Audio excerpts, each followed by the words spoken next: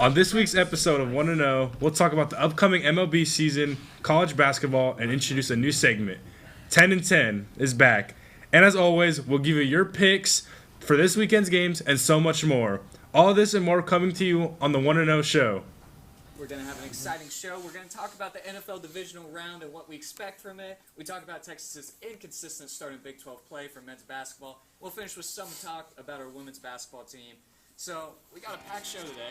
I got to go the other way. You know, Texas A&M, they got a lot of identity issues. Are they an agricultural school? Are they military? Are they blue collar? Are they academics? They're all over the place. So now, I'm always a sucker for a one-handed catch. I have tiny hands. I need 3 of them just to catch a football. So this one-handed grab in the end zone, that's just super impressive in my eyes. That's going to be my play of the week. Mayo pour on college game day. Look at this. Just the guy and the North Carolina, South Carolina game, he's just straight eating it, shirt off, rubbing it on his body. Hey, listen, the Cinderella story ends here, Texans. I'm sorry, man. The chariots turns back into the pumpkin. It struck midnight. Whatever you want to say. I think it ends here.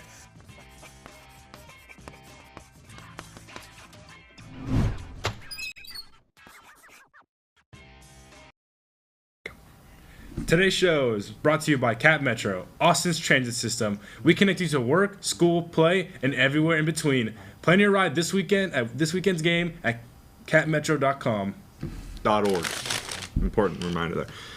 All right, well, let's just jump into it. Let's talk about who's hot. Who do you have as the hottest team in sports right now? So the hottest team in sports right now is the U.S. women's hockey team. On their whole entire gold medal Olympic run, they only conceded 2 goals the whole time. In their gold medal match versus Canada, they were down 1-0 until the 2-minute mark of the very last period of the game, where Hillary Knight scored a fantastic game-tying goal. And not long after, in overtime, we had one of the greatest fast breaks I've ever seen in the sport. Megan Keller with the nastiest one-on-one blow-by I've seen in hockey. Then dunks on the Canadian goalie to secure the gold medal for the United States. Yeah, I do have to agree. That goal was sick. I'm not really one for watching women's sports, with the exception of women's hockey. I keep up with them. What a game. What a team. And I just have to say that I think that U.S. women's hockey is set. They have all the infrastructure to beat Canada for the next 20 years. For me, I got to say, unfortunately, Michigan basketball is the hottest team in sports right now. Last week, they beat Purdue by 11. They have the best big men in the country. Yaxel Lendeborg is averaging 14 and 7. Johnson and Mara are both also averaging 10 and 7 or more. Elliot Cadeau and Trey McKinney are both also averaging 10 at the guard position. The only thing that can slow this team down is the guard play. If the Wolverines guards do end up having a night off, especially Elliot Cadeau, they struggle to pull away from teams that they really should be beating by 20-plus points. They have their biggest test of the season tomorrow against Duke, which should be an interesting matchup of projected 1 seeds for the tournament. But right now, I think that Michigan basketball is the hottest team in the country. On the flip side of that, for me, I'm going outside of the country for my who's not. I'm going with Arsenal. The choke is on for the Gunners. Just a few weeks ago, Arsenal was sitting at the top of the table, well clear of Manchester City. But after an embarrassing draw to Wolves on Wednesday, the road to their Premier League title, the first of theirs since 2003, has become significantly more muddy. Arsenal has gained a reputation as next year's our year, FC, because they can never finish the job. This is exactly why. I've heard people say that they were the 3rd best Premier League team ever. And now I hear nothing from those people. The hate watch has been unimaginably good over the last few weeks. And it just feels all but inevitable that City is going to eventually get back to normal and the Arsenal will snatch defeat from the jaws of victory. You know, just like we've seen so many times in our lifetime. And we also mustn't forget, it's been raining. So I don't know if any of you caught that reference or not, but Yeah, I mean, Arsenal is just going to do what Arsenal always does. And as just a neutral fan of the sport, it's really exciting to always see them do it every year. So for my who's not hot, I'm actually going to come back into the USA. More specifically, I'm going to come back to the state of Texas as my who's not. is Texas A&M's men's basketball team. They've lost 4 out of the last 5 games, with some heartbreaking losses to Alabama because of some chicken nugget free throws in the clutch. AKA, for those of you who don't know, a player missed 2 free throws in a row. And on a game-winning lob by Missouri, and the possession after by A&M was a rough one as they just get their shot blocked and on a horrible attempt. And they also had 2 games where they just got blown out by Florida and Vanderbilt, both not even putting up 70 points in those games. And so they were once at the top of the SEC for a good little bit at the start, and now they're in just a big bundle of 5 seeds with like Texas, Missouri, Kentucky, and now their names in there too. So, and they also have Oklahoma coming up. So, I hope that game goes into like about 5 overtimes, and both the players, every player on the team just fouls out, so they both end up with a loss.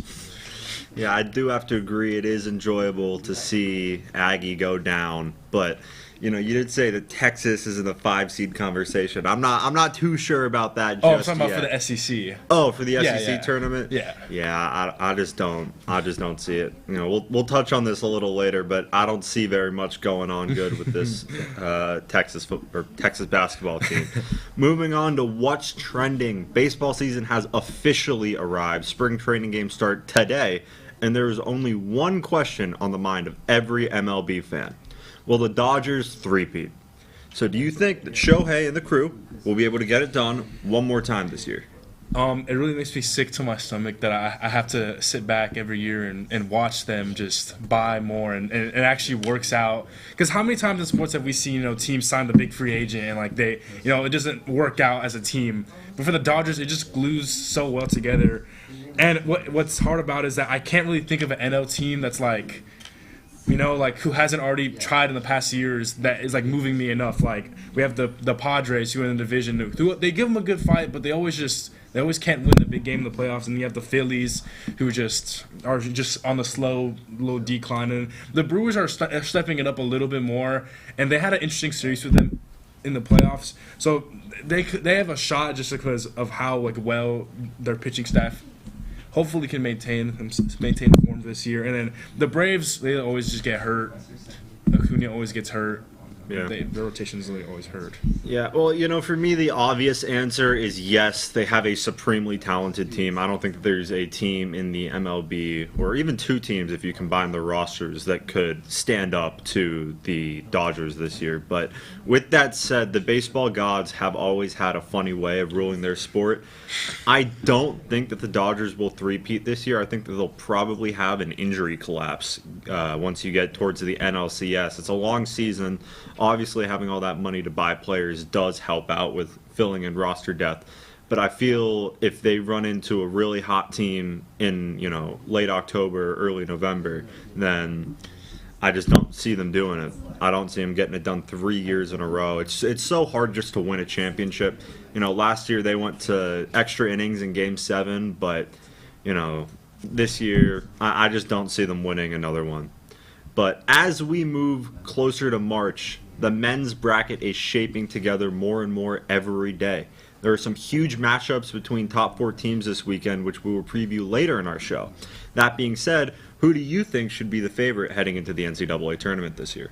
I'm going to say, I'm going to think a little outside the box here just because of, they kind of have more of a chip on their shoulder as a program because of, last year they were in the game, they had a chance to win, and they had a shot, they dropped the ball and let it dribble away in front of their face. So I'm going to go with the Houston Cougars just because Fleming's, the freshman, is one of the best in-game risers against ranked teams. I don't think he has a game like under 25 points against ranked teams. So, despite him being so young, and we can say that for a lot about all the top players, but he's one of the best risers when it comes to the big moment. And I just think, their head coach, I'm blanking on his name, Kevin Sampson, is that his name? Kevin Sampson, yeah. He has a really brilliant mind for the team, and he embodies the Houston culture that team wants to see. So I just think they have more of a chip, something more to play for than some of the other programs in there. Yeah, if any year was their year, I think it's Duke this year. All the underlying metrics say that they are one of the best teams in basketball. They have the best net rating. They're one of the best teams on KenPom. Shout out Ryan Hammer. If you look at the trapezoid of excellence, they're one of the best teams in that. They have the most kill shots to the least amount of kill shots against. I just think this Duke team is supremely talented. I would say Michigan, but as I touched on earlier, they do have some anemic guard play. And with March being so heavily focused on guard play, I don't think that Elliot Cotto is going to have, 6 good games in a row. Yeah. I feel like Michigan is going to drop one once you get towards the end of the season. Well, along with the men, the women's bracket is shaping up to be one of the most contested in a long time. No, long gone are the days of pure UConn dominance. This year has been an exhilarating year for women's basketball, and there are a lot of elite teams, but not one favorite. Who is the most championship-ready team in the tournament? I'm going to, you have UConn, you have South Carolina, obviously, but, honestly, I'm going to give myself a homer bias pick on this one. I want to go with the UT Longhorns just because I just feel like we have an intensity that not other teams have. It's like a sort of a creative destruction of intensity, we saw how Vic Schaefer can kind of tear his own team down, which I haven't really seen that many of the women's coaches really do. But for UT, it seemed to have worked, and we seem to have got the rough stretch out of the way with Tennessee. We beat Tennessee, but it wasn't the greatest. And then the loss that they had to Vanderbilt was pretty embarrassing for them. But I think we're past that bad form of basketball for them. And they have, we saw earlier they beat UCLA, they beat USC in tournaments, in neutral site games, which they're going to be playing in coming March.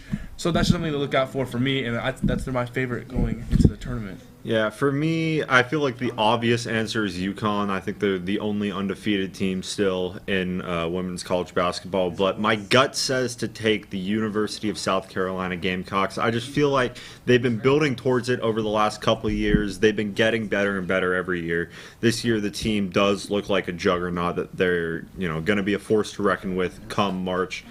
And I just think that when push comes to shove, this year is going to be their year. Dawn Staley is, in my opinion, the best coach in women's college basketball. She's not throwing her players under the bus while they're a 4 seed, Vic Schaefer. But I just feel like South Carolina is going to be the team to get it done this year. Don't pay attention to that. Yeah, shut up, Ray. Anyway. When we get back, we're going to be moving on to our B block, which is going to be our pick'em, or not our pick'em, sorry. It's going to be our highlight plays. We're going to have Ray on, so stay tuned. Don't go anywhere.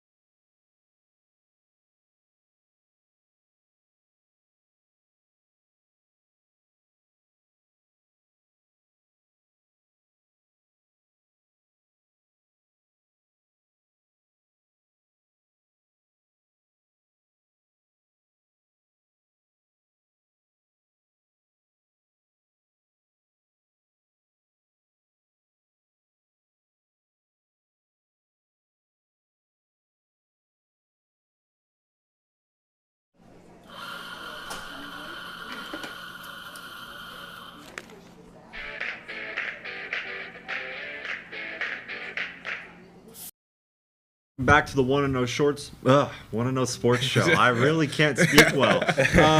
We were joined by Ray. Ray, how are you doing today? I'm doing good. Job interview today, so big senior things. But I'm gonna stop by here before I do that. So let's talk some sports. All right, let's just rip into it. So our first play of the week is going to be our men's college basketball best play. Joaquin, who you got? So I'm gonna go a little bit of an underground play, but it is a game-winning play. It's a really sick play. We have Terrence Guignard from Dequette versus LaSalle, and a walk-off coast-to-coast and one full contact layup. And what's interesting about this play to me is the player from LaSalle misses the free throw before. And they just sprint down the court the whole time. And technically it wasn't N1, and obviously he just threw it up. He obviously had to shoot it. But imagine the LaSalle guy made the free throw, and he had to actually make the free throw to win the game instead. And also, they had a timeout and chose not to call it either. So the coach had full trust that he was going to make a layup with 5 seconds left in the game.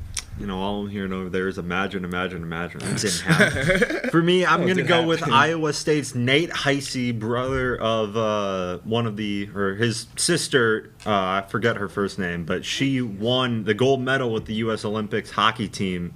He had a no-dip three-pointer to win the game against Houston last week. You know, catches the ball, elbow up, perfect form, doesn't even have to dip, catch and shoot to win the game against the number 2 seed. What a moment.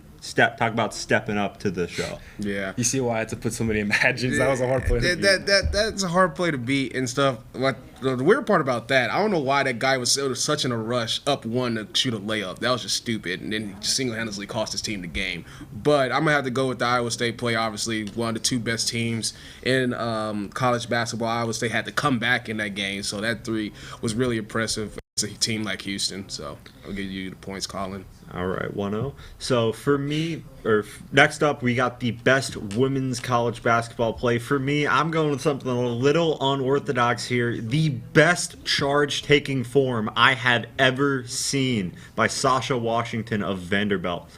I mean, just watch this. Takes the shoulder, falls back, and I just said that. Sells the play. Sells the play. Look at that. Absolutely amazing form. Some of the best that I have ever seen. What about you? So I'm going to go with a classic street ball ankle breaker. We have Olivia Miles from TCU just putting her defender on all fours against Houston here. She had her on all fours and absolutely sinks the 3. And her reaction after, she's just like shaking her head like she knows she did something nasty. She's like just nasty. And she was in a breakdancing position. Yeah, that's bad. That's really bad. Props to her getting up contested shot, though. But all 4 ankle I'm moved. I am very moved by that highlight. Yeah, I'm going to have to give you that's the easy. I'm going to give you the points. Olivia Miles, one of the best players in the country. So, yeah, hometown team, TCU. All right, well, sticking with basketball, moving on to the best NBA play. We had NBA All-Star Weekend, tournaments galore for Adam Silver. For me, I have Dylan Harper putting his older brother on skates and then hitting a shot in his face to win the game. Absolutely dominated him. You know, it's just something you dream of, you know, throwing the ball over your sibling's head after crossing the hell out of them to win the game. I mean, you can't write it better than that. Mm-hmm. So I'm going to stay on the All-Star Weekend tournament. I'm going to go with the actual main game, one of the main games. It was Team Stripes versus Team World, and we just had a Kawhi Leonard absolute takeover game. He had 31 points in 12 minutes, and this was the game-stealing shot. 3 on Karl Anthony Towns, who was actually trying to defend, which is why I just love this play so much. It actually brought some intensity to the All-Star game and made it feel special, and Kawhi was clearly trying that whole game. Yeah. At two very similar type-ish plays. I would have to give it to... Let me think about it. Let me spend like 5 seconds to think on this.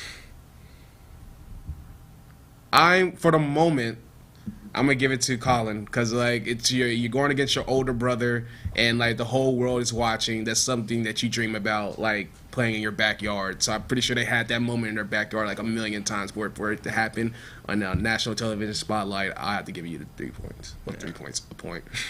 All right, well, moving on to the either worst umpire ref mistake or biggest blooper of the week.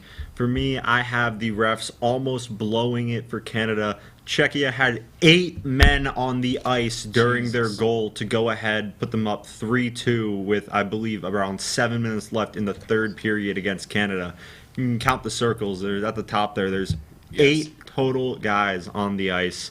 You know, there's another angle of the celebration where they have 6 guys in the celebration huddle. And earlier in the play, when they stopped the goal, or when Czechia stopped Canada's attack, they had 6 men defending. No call, refs didn't see it, and it could have very easily ended Canada's run without them even making it to a medal game. Mm-hmm. Yeah, it's tough to beat because it's there's so much more significance in that, and like that's actually like really bad that the refs didn't catch that. So I'm just gonna have fun with mine. You know, the NBA dunk contest as a whole was kind of just, I felt like, one big blooper reel. Yeah. But Jace Richardson's was not to bash the young man, but that was just really bad attempt. I mean, he did get the dunk off, and it was good whenever he did it cleanly. But everyone's just gonna remember this moment the rest of his career. And unless he becomes a perennial MVP and All-Star, this will probably be his legacy going on.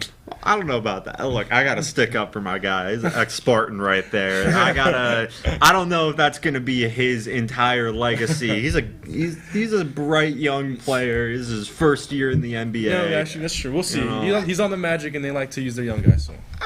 All right. I mean, well, based off the rules. Yeah, I have to give it to Colin because I didn't see that there wasn't a. Now, if you would have told me the referee, the judge gave him a 50 for that, then I would have. Well, because it said biggest blooper too, so it's like. Well, it's both. You can pick. Yeah, either. you can pick. And you know what? You were 50-50 on giving me the best NBA play. We can give him that to force a game game final, a game all right, 7, all right. game 5 he negotiated. final. He negotiated Okay, for you. I'll give you. I'm that confident that my miscellaneous sports play is going to win. So moving on to that category, the best miscellaneous sports player of the week, I have the U.S. women's hockey golden goal. We can't show it here for NBC reasons, but this is what it looked like, so you can watch it. I mean, I'm a true American. I know that. I was watching. Dangles the defender, goes backhand under the goalie's arm, puts it in the back of the net. Absolute silly. Yeah. You gotta love the celebration here. Nothing makes me happier as an American than seeing some Canadians cry on the ice. So I'm gonna have to go with Megan Keller's sister of Cody Keller for the for the Coyotes. I don't know why he wasn't on our team this year, but for the men. But I'm gonna have to go with the golden goal. Yeah, I mean, obviously I brought it up earlier too, just a historic goal. But we're gonna go with wrestling here. Some Swerve Strickland heel turn. Everyone has been waiting for Swerve to go back to being a heel at some of his best work. And even after he beat Kenny Omega, he still went for the inverter breaker on the table and you saw Bryan Danielson's reaction after he wanted so bad to get in there, which created more of a storyline for it. But I mean, the golden goal is. Are they gonna play it? Yeah, I don't. I mean, I can also. Colin did it, so let me see. At least I was prepared, man. You gotta strike him a point for this, bro. Well, I mean, studio difficulties, not nothing you can control. Nothing. Classic Tyler Strempel. Classic Shout out, Tyler Sweet T. Strempel. We're live. While we're waiting for him to pull it up, because he's got an ad for Grammarly right not now. Sponsored by Grammarly. You know, I just want to say this is the clip I had put for the hi camera. He's watching it right now, by the way. You can get his reaction instead of mine. I can't see his screen. So before you obviously Let's not gonna play. We don't want to get taken. Okay, that's fair. Okay. Is that fair? Is that fair? That's fair. That's fair. This is fair. Okay. Okay.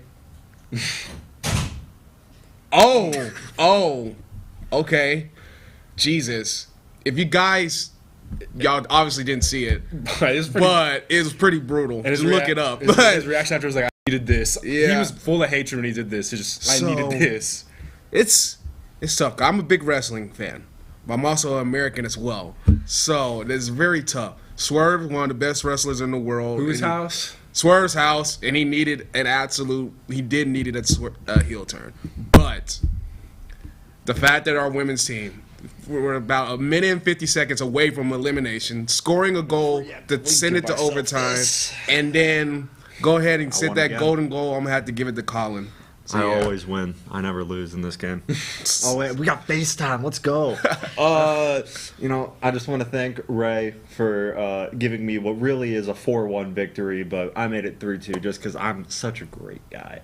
But good to have another win under my belt. This is my, I think, 6th win in a row hosting this show, going all the way back to spring of last year. But that's it for us for this block. I don't know if Ray's going to be back on later. I'm not entirely sure on the format, but next block we're going to be talking about Texas sports. Don't go anywhere.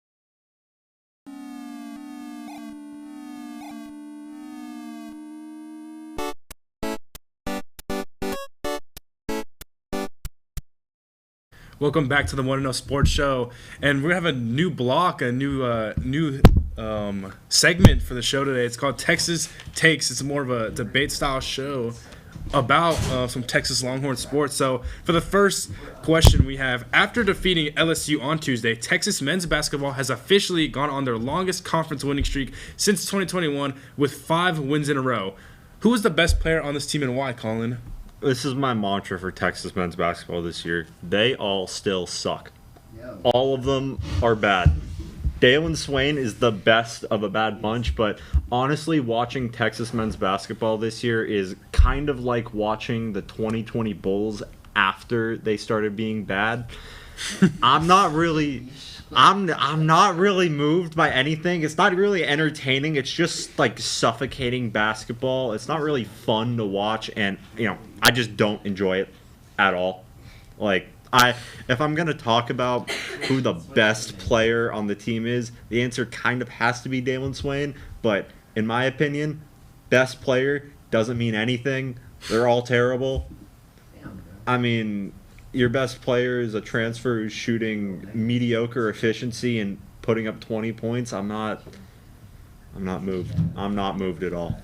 What about you? I mean, yeah, it's Dalen Swain, but like you just said, I mean, it's not like we have a bunch of elite competition.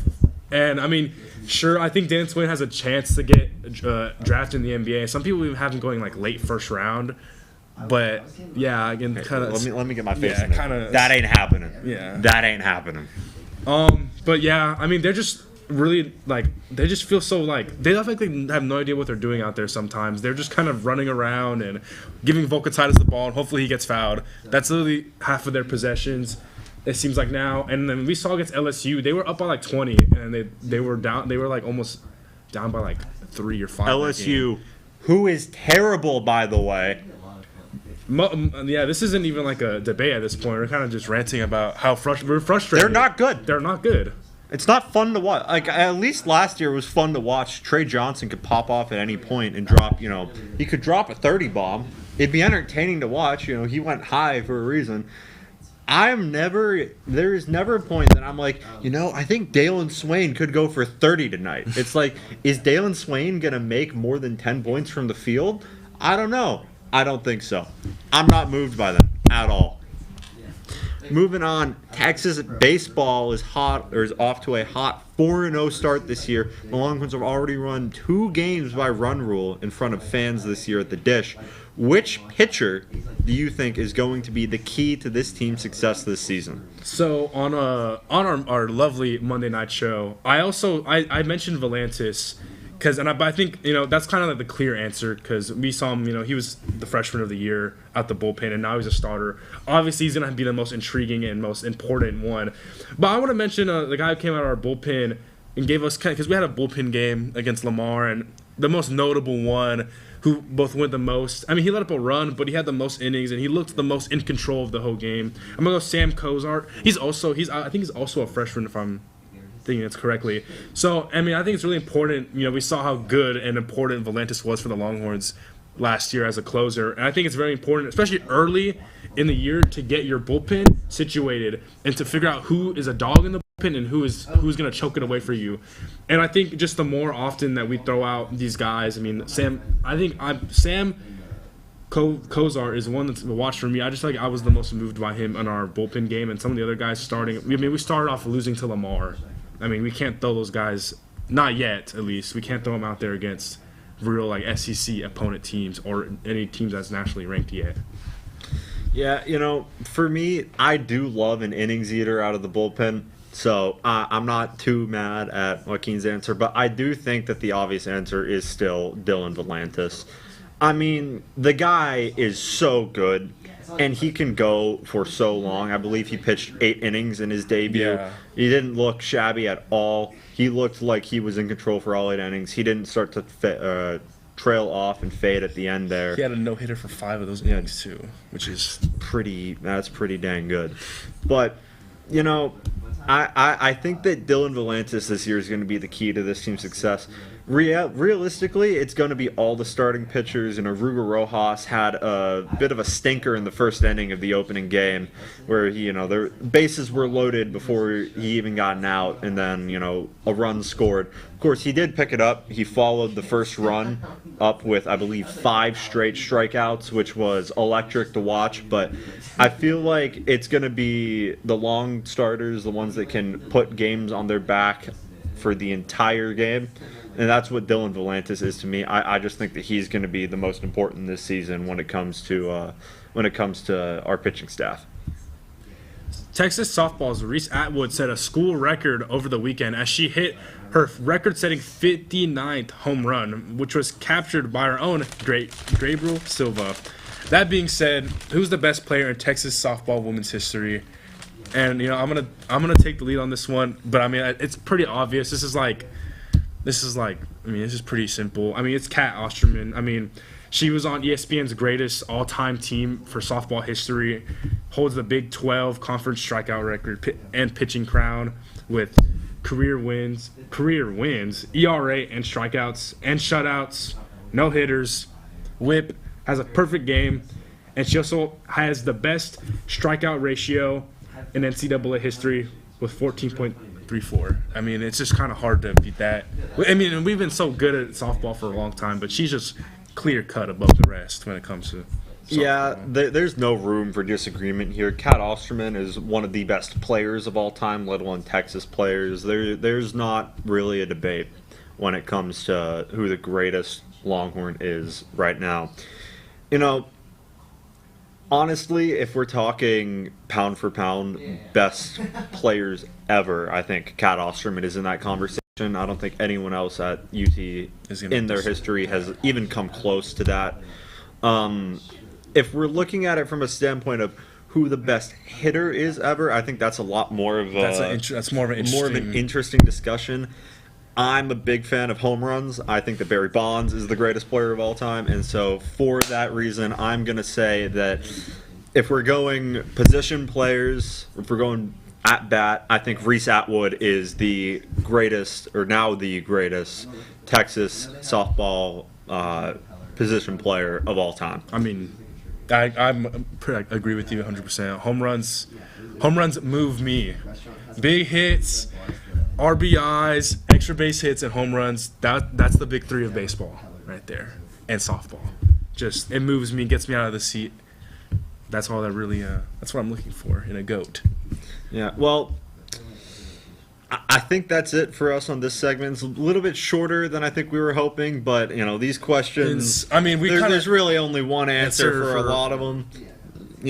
But Texas sports is always on the up. It's always going to be an interesting conversation when we talk about the best all time.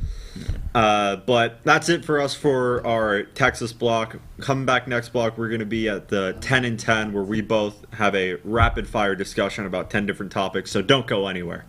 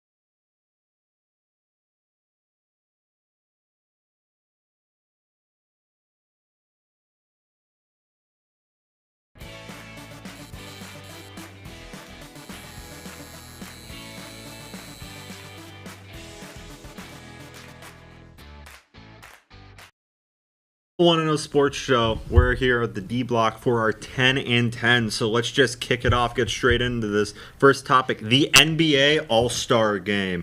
What do you think? I think this format is interesting. I think it was, a team had to play 3 games in a row, which, some people were saying it's unfair, but also they play in the NBA. They should be able to play 3 games in a row, especially when they're going like 30 points. But, I thought it was more entertaining this year, more interesting format this year. Yeah, I really don't know what it is about Adam Silver's solution to everything being a tournament. The regular season is boring. Let's add a tournament. Wait a minute. The playoff race is kind of boring at the end of the season. Let's add a play-in tournament. All-Star games kind of sucks. Tournament. What's next? Draft order tournament. I'm calling it here. That's so in the next 10 years, you will see Adam Silver put in a draft order tournament. I don't know what it is. I don't know why he loves making everything tournament so much. I really don't think that the All-Star game needed to be a tournament. I just feel like the All-Star Game isn't really that important. Maybe if they did something similar to what the NHL did and make it an international tournament that actually had stakes, I'd be moved. Moving on to the next topic, the KD Files. It was an amazing day on NBA Twitter when these dropped. What is your favorite KD burner quote? Dude, there's so many. Why are we talking? You have the Cocaine Bear one about Russ. That one is really good. And it's just like that the whole mystique around that he had a burner and it was in just a Twitter group chat and didn't expect it to get leaked eventually. He was selling out his team for 11 thumbs ups in the Twitter group. He was selling out for reactions, for thumbs up, not even like, oh my god. For me, I gotta say it's him comparing Devin Booker and the Suns head coach to Hitler and Stalin, or Mussolini and Kim Jong-un, just straight up. And then what he said about Jabari Smith was, that's cruel. That got me dying laughing on Wednesday night. Moving on, Curling Gate, Olympic scandal, Canada versus Sweden. Apparently, I believe it was Canada that cheated. They touched the granite, which they're not allowed to do. Sweden set up an entire sting operation to catch them. There was arguments, expletives were shouted on curling ice. I can't believe the shambles of a sport. But what do you think? What do you make of it? You just took the words out. That's just a scandal, especially something like the Olympics, not just a regular let's just play curling. And to that degree, and shout out Sweden for figuring out their detective team needs to get all the flowers. But Canada, come on. You have the mystique of being the nicest place on earth, and then you go and cheat in front of the world. I don't know what they're doing. Embarrassing for the That's why entire they lost. country. That's why we always root for them. This is why Canada lost the gold medal hockey game, man. It's just an embarrassing nation to be a part of, in my honest opinion. Moving on, Colin Morikawa won. I believe it was was it Pebble City or Pebble Beach rather? He won the Pebble Beach tournament. Big win for AT&T. Big win for him. He's been struggling to get in the win column recently. He didn't really do too well at majors last year, but it might be the first win in a good season for him. Here's to hoping. I hope that he does get a major this year. It's been quite a bit since he got his last one. What do you make of it? I think we can just personally skip this one for me. I think you've said it all. I don't really watch golf like that, so. All right, I'll go back into it. Honestly, it kind of reminds me last year of, JJ Spahn's win after the U.S. Open, or alternatively, Rory's win at the Player Tournament. I feel like this is a signature win under his belt that can give him a lot of momentum going into the majors over the next couple of months. Moving on to the next topic, MLB spring training starts today. What are the thoughts? I'm really excited to see some of the younger players get the chance to play. For the Astros specifically, Tatsui Imai, I'm really excited to see him pitch in the first time in the MLB and see how he's going to work it out. There's already been reports that he's been electric, so that's really bringing me. That's the only thing I'm really holding on to as an Astros fan this season, because everything else is looking on the decline. But what about for you? Yeah, for me, I'm a Pirates fan, so a lot of our team is youth. And spring training is when you get to see a lot of the guys like Tamar Johnson, who are just really young players who might not even make it to the MLB this year. They might be another year in development in the minors, but I just really enjoy watching spring training, seeing some of the young guys go up to bat, and then seeing the pitchers get loose. I mean, Paul Skeens tries out a new pitch every year at spring training, so it's just really interesting for me to watch as a Pirates fan. Moving on, the Dolphins cut Tyreek Hill, meaning for the first time in his career, he is officially a free agent. They also cut Bradley Chubb, which, you know, it's not nearly as big a headline as cutting Tyreek Hill. But, you know, Tyreek Hill's injury, he's not really an explosive player anymore. He doesn't really have the top speed, which is what made him such a great player. It's going to be interesting to see what role he tries to fill at whatever next team he goes to, or if he just retires, he takes his bag and leaves. Personally, that's what I would do if my knee was like that. But, you know, he's got 11 kids, so he does have to make a bag to take care of them somehow. What do you think? Yeah, I mean, the Dolphins, I mean, they're doing exactly what I think any sensible GM or owner would do, and just cut loose the players that aren't going to be available for your future. Tyreek Hill, I mean, like you said, he's not explosive anymore. His knee was literally like this, mush. Like it was mush. It's mush now. He's not going to be he might have like a McQueen is fading moment where, like, he has, like, you know, you see it for a few weeks and then it's just going to go downhill, and then this next one's going to be a little bit shorter. The ABS challenge system in the MLB. Santi, was the ABS officially implemented, or is this something they're trying out? It's coming. Okay. Well, now officially implemented. Thank God. No more Angel Hernandez ruining my beautiful sport. You know, I really, really hate when an umpire makes a bad call and it ruins the game. I'm glad that we can automate it. You know, they do have, I did win the Tournament of Champions. I'm so good. Anyway, you know, I really just don't like umpires, so what about you? I mean, yeah, I hate when my baseball gets ruined by horrible umps that try and take over the game and try to show up the players. But it's interesting. You've seen a pitcher like Chris Sale saying, like, he wasn't going to use it. He was going to respect the umpires for doing their job. Which, to me, if I was a pitcher, I would abuse that. You know, I would abuse that all the time, you know, especially if I trust my pitches and everything like that. But just moving on, we gotta cut this short. Sorry, but Darren Peterson doesn't like basketball. Apparently, projected #1 pick. He's checked out of basketball. He's not playing. Apparently, according to Twitter, he's faking his injuries. What do you make of this? I mean, Twitter's. I mean, you can get slandered for literally anything on Twitter, but it is interesting to see how much he's been kind of just like avoiding to play, especially when he's fighting for a #1 draft pick and also fighting for the Kansas season as a whole. I don't think he's necessarily doing it on purpose, but there is some secret alternative motive when it comes to sitting out. Yeah, you know, Darren Peterson, for me, if he actually was playing all season, didn't have the injury concerns, would be the #1 pick, but I just feel like AJ DeBounce is the pure, obvious #1 pick, but, you know, I just don't see it happening. Moving on, next, ESPN The Ocho. What is your best sport? I'll go first. I think the Microsoft Excel World Championships on ESPN Ocho, I love, dude. I love that. I'm a sicko for some of these sports. T-Rex racing, where they put on T-Rex suits and run track races. Mind is blown. Cinema, I am seated for anything the Ocho has to put on my plate. Yeah, exactly. The Ocho is just the best, one of the best pure sports to watch. I really like the slippery stare. I mean, that's the classic Ocho. That's what got everything started. You got to respect Tip Rat to the OG. Yeah, you know, if you could invent one sport or put one sport on the Ocho, what would it be? Damn, I feel like we need, that's a good bit. We should do that. You know, I need a longer time to think about that one, actually. We don't have the time allocated for that. Anything for me, I would do table die. You know, I think that would be sweet to see some professional on the Ocho. Last one, yet another Georgia football driving incident. Since the fatal 2023 crash, over 20 Georgia football players and staff have faced driving-related arrests or citations, with reports indicating about 24 separate traffic incidents in that time frame. As of February 19, 2026, that is 300 total traffic offenses under Kirby Smart.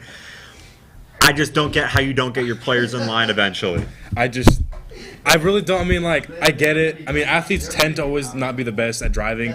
But at some point, man, smart, you got to be like, okay, you guys aren't driving anymore. Like, I'm going to give y'all all personal drivers because this is getting really, really ridiculous. Yeah. And You'd think in the era of NIL, you'd be able to afford a personal driving, but or just Uber. or Uber. Yeah, just get an Uber sponsorship. Like, really, why are we getting DUIs with $2 million NIL deals? I really don't get it. But that's going to be it for us for this block. Moving on to our next block. When we come back, we're going to have Pick'ems. Penelope will be on, so don't go anywhere.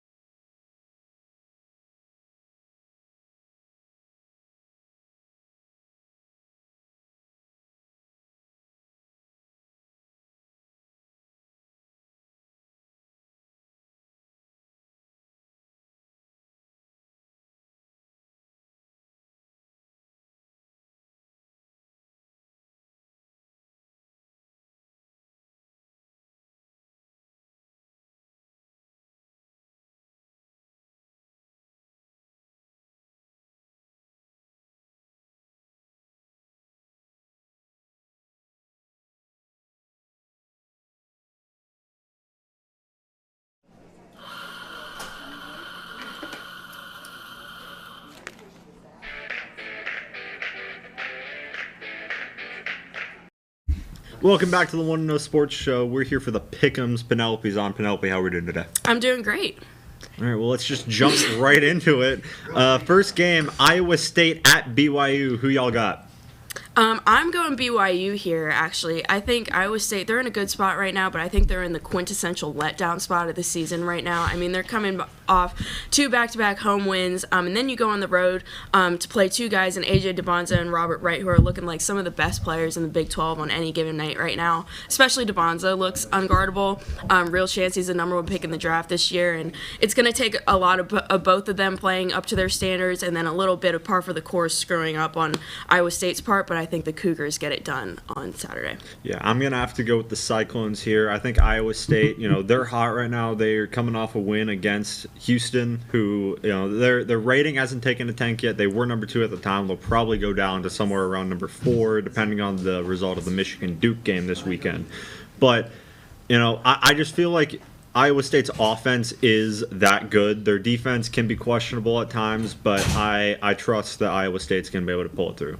Yeah, I also went with Iowa State, and kind of kind of the opposite of Penelope's reasoning. I think they're just hot right now to a point where it's like I don't think BYU's the team to slow them down. Essentially, like they're not built enough BYU yet to slow down Iowa State. So I'm just gonna go with Iowa State for this one. And moving on to the next game, we got number 4 Arizona at number 2 Houston. Who do y'all got in this top 4 matchup?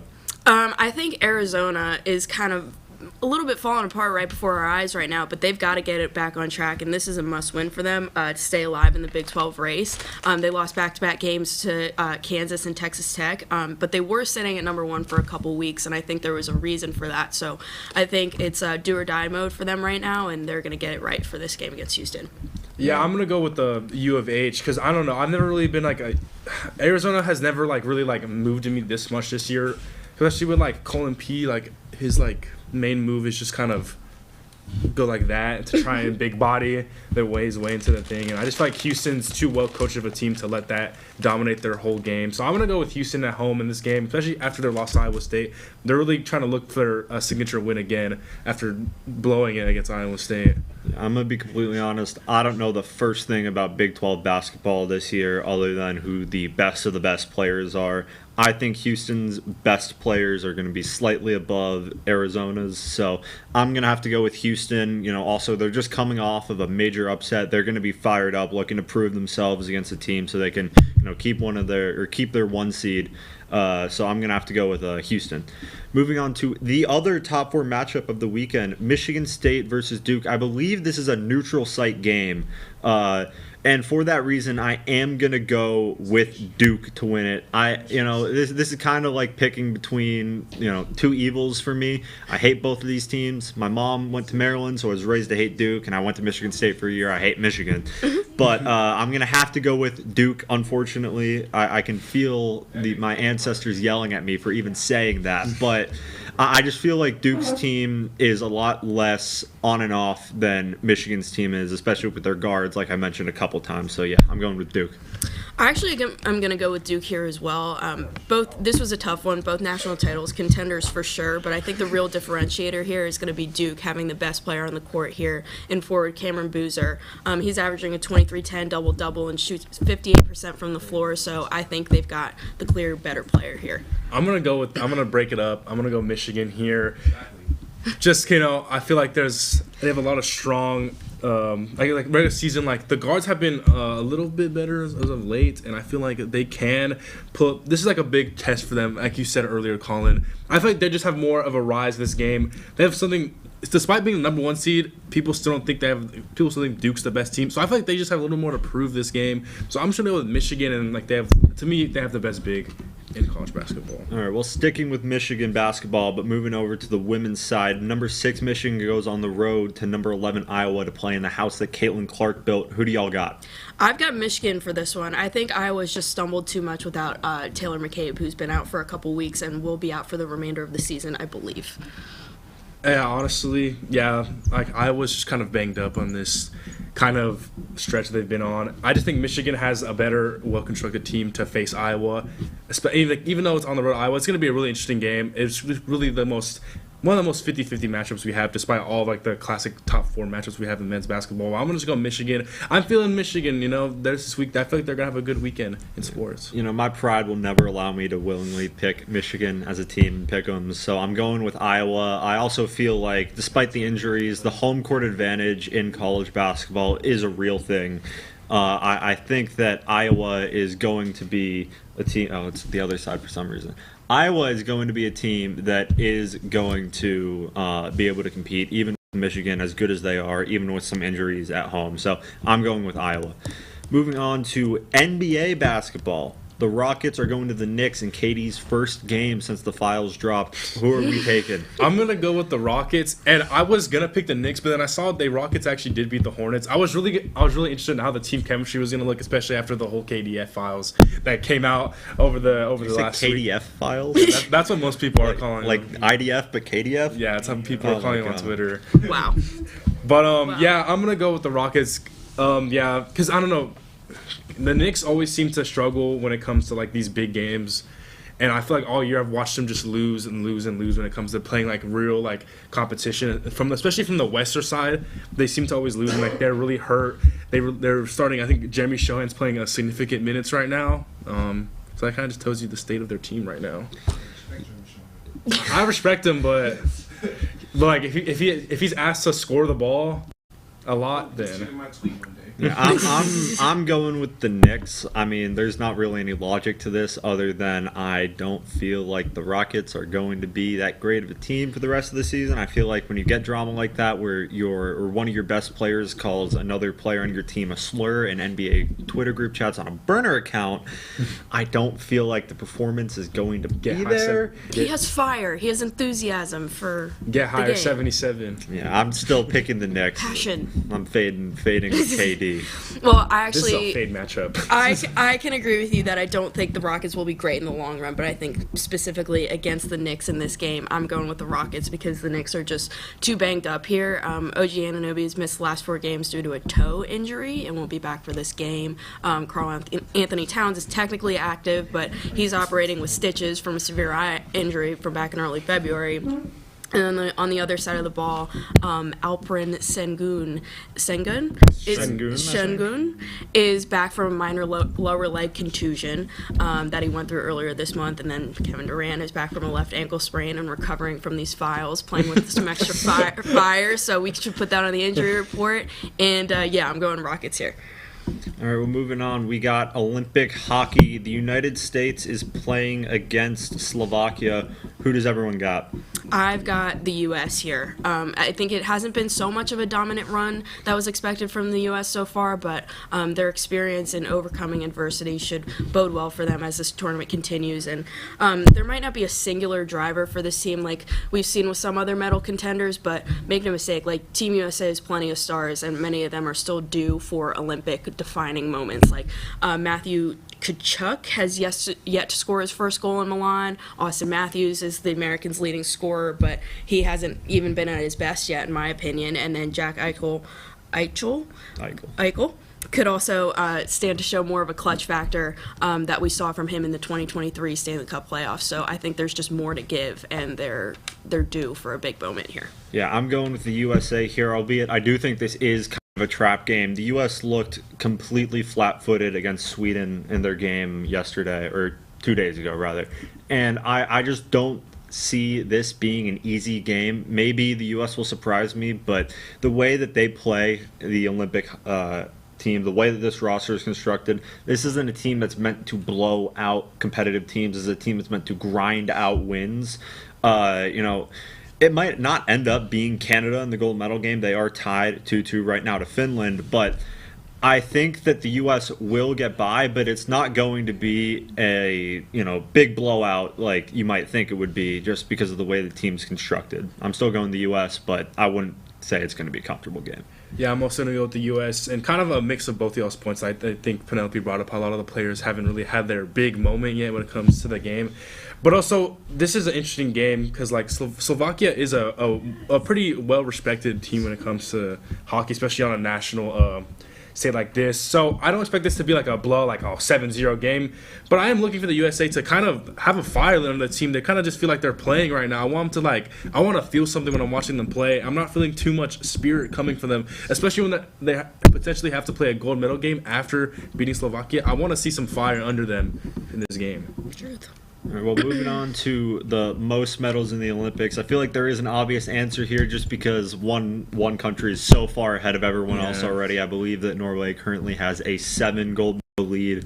I don't even know if there's that many gold medals left up for grabs for the U.S. to potentially come back. So I just think that Norway is the obvious choice. This is going to be a free point for each of us. I think that Norway is going to be the team to pull out the most medals.